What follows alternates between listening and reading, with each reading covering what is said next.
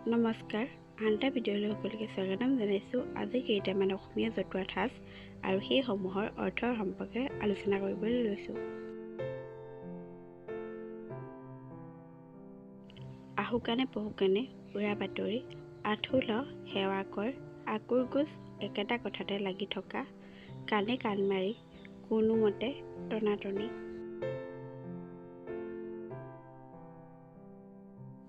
খাই পেট ফলা, অশলাগী মানুহ, চকু চৰহা, লোকৰ ভাল দেখিব নোৱাৰা, হাত দীঘল ক্ষমতাশালী, নদী ক ডাঠি ক, গা বাইছা যত্ন কৰিছা।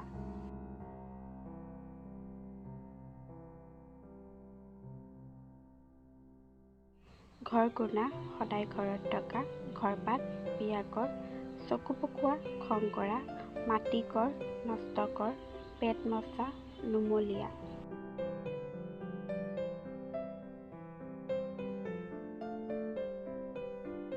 মন কৰ ইচ্ছা কৰ, মুখ মেলি থাক, আনৰ ওপৰত হাত পাতি থাক, গা জোৰা যথেষ্ট হোৱা অতা, চকুৰ মুদি আদৰৰ বস্তু।